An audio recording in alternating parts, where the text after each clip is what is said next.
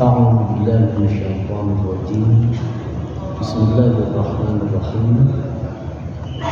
الحمد لله رب العالمين، والصلاة والسلام على سيدنا ومولانا محمد وعلى آله وأصحابه أجمعين. أما بعد.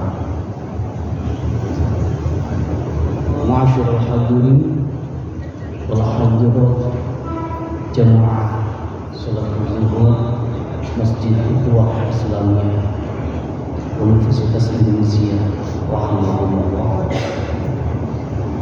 Kita melanjutkan lagi kajian tafsir tematik kita, yang kali ini kita akan mengkaji surah Al-Hujurat ayat 12. Namun sebelum kita memulai kajian hari ini, mari kita bersama-sama meluruskan niat, menyatukan niat kita.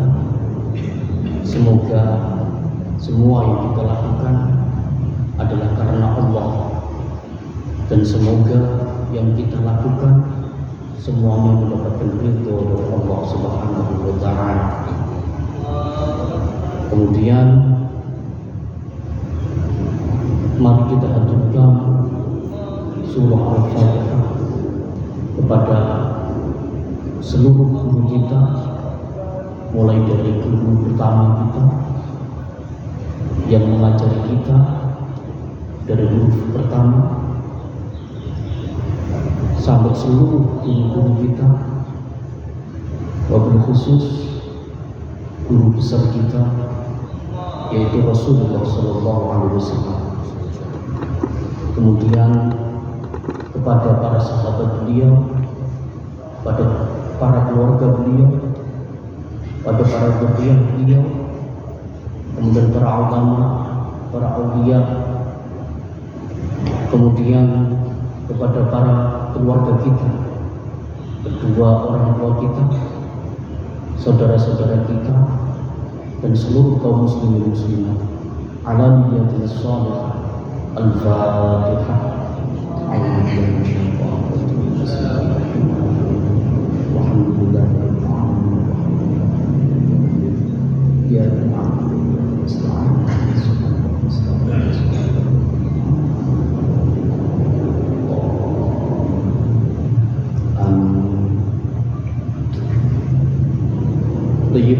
Ma'asyarul hadirin wal hadirat rahimakumullah. Mari kita baca bersama-sama surah Al-Hujurat ayat 12. A'udzu billahi minasy syaithanir rajim. Bismillahirrahmanirrahim.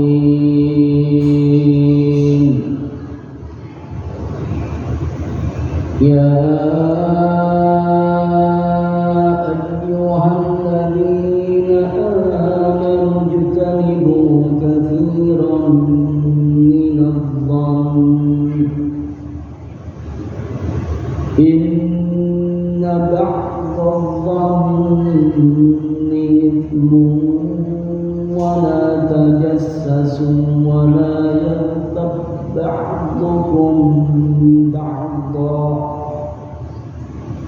أيحب أحدكم أن يأكل لحم أخيه ميتا فكرهتموه واتقوا الله إن الله تواب رحيم. صدق الله العظيم.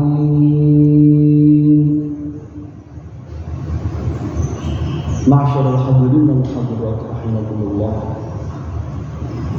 Ayat yang barusan kita baca bersama tadi turun berkenaan peristiwa yang dialami oleh sahabat agung Rasulullah SAW, yaitu sahabat Salman Al-Farisi.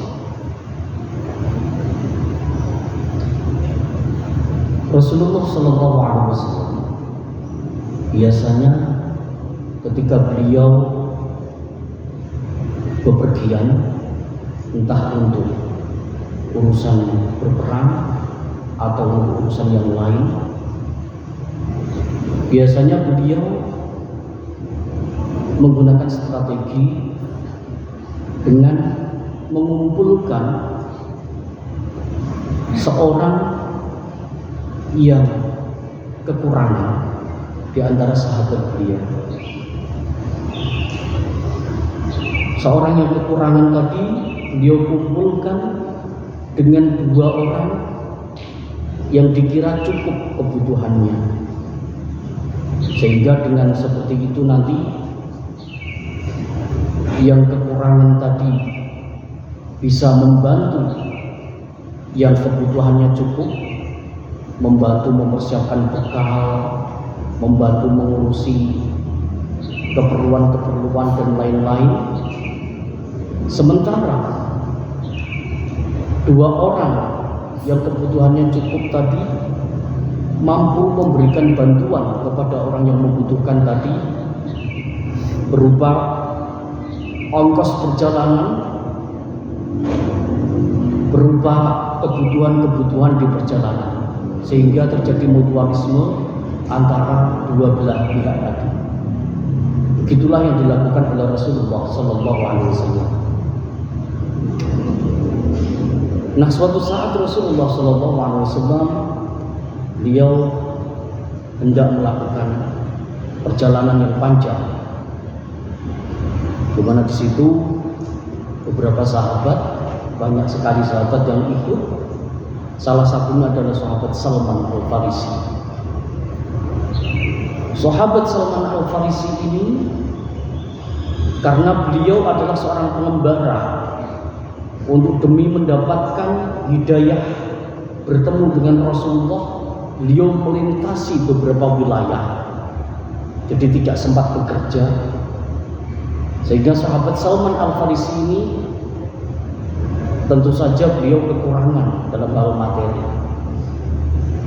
Oleh karena itu kemudian Rasulullah mengumpulkan sahabat Salman ini dengan 2 orang lelaki yang ikut dalam perjalanan tersebut. Pas pada saat tibanya hari untuk persiapan, sebagaimana kewajiban mereka yang membutuhkan adalah menyiapkan perbekalan, maka sahabat Salman ini berusaha mengumpulkan makanan dan kebutuhan yang akan dibawa untuk pergi. Namun saat beliau hendak ingin mengumpulkan, ternyata beliau kecapean, kelelahan, sehingga beliau sangat ngantuk dan pada akhirnya beliau tertidur. Sementara 2 orang laki-laki yang dikumpulkan oleh Rasulullah dengan sahabat Salman tadi mendatangi sahabat Salman, menanyakan, "Hai Salman, apakah engkau sudah melakukan kewajiban untuk menyiapkan ini, itu?" "Wah, belum, mohon maaf, tadi saya ketiduran." "Lah terus makanan bagaimana?" "Makanan juga belum." "Ya sudah, kalau begitu datang ke Rasulullah, di sana ada perbekalan, makanan dan lain-lain, kamu ngambil di sana dulu." Akhirnya sahabat Salman datang ke Rasulullah. "Rasulullah, wah ini sudah habis makanan yang tersedia. Sekarang kamu pergi saja ke Usama, barangkali di sana masih ada persediaan." Datanglah sahabat Salman ke Usama. Ternyata yang di Usama pun juga habis. Sehingga pada akhirnya Salman ini kembali lagi ke 2 orang yang dikumpulkan dengan dia tadi. Mohon maaf, ini ternyata perbekalan makanannya sudah habis semuanya. Wah, kamu ini gimana Salman? Itu kata dua orang tadi. Apa yang kamu lakukan Salman?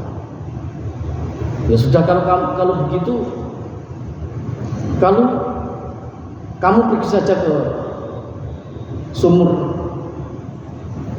Samih. Begitu kata dua orang laki-laki tadi. Siapa tahu nanti kalau kamu ke sana nanti dapat air yang banyak. Karena di sumur Samihah itu sumurnya airnya melimpah dengan meruah. Sahabat Salman datang ke sana. Dikiranya itu si dua orang laki-laki tadi membutuhkan air itu, tapi ternyata tidak. Si dua orang laki-laki ternyata mengutus Salman untuk pergi ke sumur tadi itu karena dia ingin menyelidiki apakah benar yang dikatakan Salman. Karena Salman tadi sempat mengatakan, saya pergi ke Rasulullah, barangnya sudah habis. Kemudian saya diminta oleh Rasulullah ke Usama, barangnya juga habis. Dua orang laki-laki tadi kemudian berkata yang kurang baik kepada sahabat Usama. Usama itu paling punya dia, tapi karena dia itu bakhil makanya kamu gak beri. Oleh karena itu mereka ingin menyelidiki apakah benar kata-kata Salman, apakah benar kata-kata Usama tadi. Setelah menyelidiki dalam perjalanan, ternyata dua orang ini ketemu Rasulullah. Apa yang diucapkan oleh Rasulullah? Rasulullah bertanya seperti ini. Mali ara khudrutal lahmi fi afwahikuma. Itu apa di mulut kalian masih ada bekas daging itu? Berarti kamu habis makan daging ya? Kalau sudah habis makan daging, kenapa nyuruh-nyuruh Salman untuk mencari perbekalan, mencari makanan ke sana kemari? Ngomong yang kurang baik terhadap Salman, ngomong yang kurang baik terhadap Usama. Apa yang kamu lakukan seperti itu? Kemudian setelah Rasulullah SAW bersabda seperti itu, maka turunlah ayat ke-12 dari surah Al-Hujurat ini. A'udzu billahi minasyaitonir rajim. Bismillahirrahmanirrahim. Ya ayyuhalladzina amanu jtanibu katsiran minadh-dhann. Wahai orang-orang yang beriman, jauhilah oleh kalian semua kebanyakan dari prasangka. Mengapa seperti itu? Karena inna ba'dadh-dhanni ithmun wa la tajassasu wa la yaghtab ba'dukum ba'dha. Karena sebagian daripada dzan, prasangka, sebagian besar itu dosa. Dan juga wala tajassasu. Jangan kalian suka mengintai, menelusuri, menyelidiki aib orang lain. Dan wala yaghtab ba'dukum ba'dha. Jangan sampai satu di antara kalian satu sama lain itu saling menggunjing. Jangan sampai. Ayuhibbu ahadukum ayyakula lahma akhihi maitan. Akan ditunggu. Apakah kalian suka memakan bangkai saudara kalian sendiri? Karena ghibah itu ibarat memakan bangkai, memakan daging saudara kita sendiri. Tentunya kita tidak akan mau. Oleh karena itu Allah mengingatkan wattaqullah, dan bertakwalah kalian kepada Allah, karena innallaha tawwabur rahim. Karena Allah itu maha penerima taubat dan maha penyayang. Ma'asyiral hadirin wal hadirat rahimakumullah. Ayat yang ringkas ini mengandung 3 larangan kepada kita semua. Apa ketiga larangan itu? Pertama adalah su'udzon, kedua adalah at-tajassus, kemudian ketiga adalah al-ghibah. Su'udzon, buruknya prasangka yang buruk. Disebutkan di dalam kitab Lisanul Arab karangan Ibnu Munzir. Di situ dia menyebutkan bahwa apa? Yang disebut dengan prasangka dzan itu adalah ilmu syai' bi ghairi yaqin. Mengetahui tentang sesuatu tetapi tidak yakin. Tidak ada dasaran pasti, tidak ada landasan pasti. Hanya kelihatannya saja. Ini kalau ditambahi dengan su'udzon, ditambahi dengan buruk, prasangka yang buruk, ini malah akan menjadi apa? Akan menjadi sesuatu yang jauh lebih buruk. Ini dijelaskan oleh Ibnul Qadim di dalam kitab beliau, yaitu kitab Ar-Ruh. Dan Rasulullah SAW mengingatkan kepada kita yang diriwayatkan oleh Imam Al-Baihaqi dan Imam Ibnu Majah bahwa innallaha harrama minal muslimina damahum wa malahum wa ayyudhanna bihi dhannasu. Allah Subhanahu wa ta'ala itu menjaga kehormatan sehingga mengharamkan dari seorang muslim apa yang diharamkan, darahnya, wa malahu, dan harta bendanya, wa ayyudhanna bihi dhannasu, dan diprasangkai dengan prasangka buruk. Ketiga hal ini yang menjadi kehormatan bagi seorang muslim, sehingga Allah mengharamkan jangan sampai 3 hal ini kita langgar, yaitu darahnya muslim, hartanya muslim, dan nama baik seorang muslim. Karena su'udzon ini berhubungan dengan nama baik. Kemudian aspek kedua yang dilarang oleh Allah dalam surah Al-Hujurat ayat 12 tadi adalah at-tajassus. Apa itu at-tajassus? Imam At-Tabari menjelaskan bahwa at-tajassus adalah ittiba'u ba'dikum awrata ba'd, yaitu mengorek-orek aurat atau kekurangan orang lain atau aib orang lain, ya bertaghi bidzalika zuhur ala uyubi, dengan maksud supaya apa? Aib dan celah orang lain tadi itu bisa kelihatan, bisa nampak oleh orang lain. Itu yang disebut dengan at-tajassus. Dan Allah Subhanahu wa ta'ala tidak membolehkan at-tajassus ini, memata-matai, mengorek-orek, mengoreksi.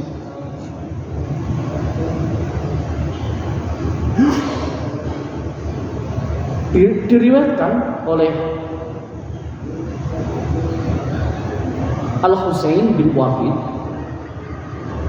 beliau dari Aufa dari Nafi meriwayatkan dari Ibnu Umar radhiyallahu anhu bahwa Rasulullah sallallahu alaihi wasallam bersabda, "Ya ma'syar man amana bilisanihi wa lam yafut al-iman ila qalbihi." Wahai orang-orang yang mengaku beriman dengan menggunakan mulutnya, berkoar-koar mengatakan saya ini orang beriman, tetapi walam yafut al-iman ila qalbihi, tetapi iman tersebut, kata-kata iman tersebut tidak sampai lolos lewat ke dalam hatinya. Rasulullah mengingatkan, la taghtabul muslimin, kalian jangan sampai menggunjing orang-orang yang Islam. Wala tattabi'u auratahu, dan kalian jangan sampai mengorek-orek aurat mereka. Fa innahu man yattabi'u auratal muslimin yattabi'u Allahu auratahu. Karena siapapun yang mengorek-orek auratnya orang muslim, maka Allah kelak akan mengorek-orek juga aurat dia. Kita suka memata-matai orang, mengintip auratnya, mengintip aibnya, mengintip kelemahannya, maka nanti kelak Allah Subhanahu wa ta'ala akan balik mengorek-orek aib kita, mengorek-orek dosa-dosa kita, sehingga dengan cara yang tidak terduga-duga aurat, aib, kelemahan kita, kekurangan kita, dosa-dosa kita akan diungkap oleh Allah, ditampilkan di muka publik. Na'udzubillah, summa na'udzubillah. Kemudian lanjutnya adalah al-ghibah. Ini aspek larangan ketiga dalam surah Al-Hujurat ayat 12 tadi. Sebagaimana kita ketahui bahwa ghibah itu adalah dzikru syakhs bima yukrih minal uyub allati fi ghibatihi bilafdin aw isyarah. Bahwa yang disebut dengan ghibah itu adalah menyebut kejelekan orang lain, menyebut aibnya orang lain, dan aib itu memang ada, baik itu menyebutnya dengan menggunakan perkataan maupun hanya sekedar isyarat. Ini adalah ghibah.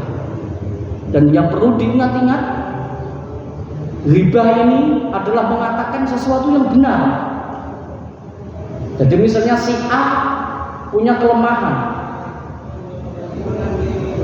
misalnya ngantukan, terus kita ngomong di belakang si A, oh si A itu ngantukan, nah, berarti A ini kan benar ngantukan, tapi kita mengucapkannya. Oleh karena itu Rasulullah SAW menjelaskan bahwa atadruna mal ghibah, apakah kalian tahu apa yang disebut dengan ghibah? Qalu, para sahabat pada menjawab, Allah wa rasuluhu a'lam, Allah dan Rasulnya lebih tahu.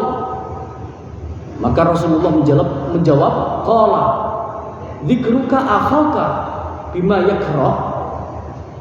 Yang disebut dengan ghibah itu adalah kalian menyebut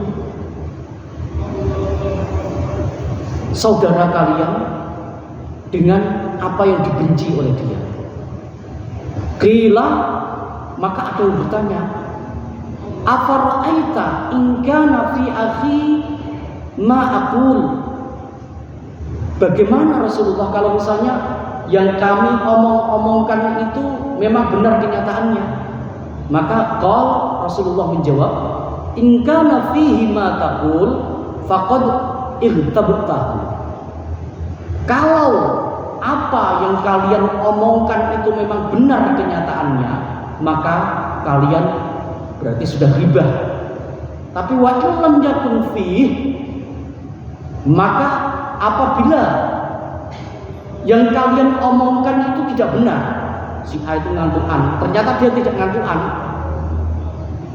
maka faqad bahatta, maka engkau telah memfitnahnya. Jadi membicarakan, menyebut-nyebut keburukan orang lain dengan sesuatu yang benar itu ghibah, sementara menyebut keburukan orang lain dengan sesuatu yang tidak benar itu adalah fitnah. Jadi kedua-duanya mendapat ancaman.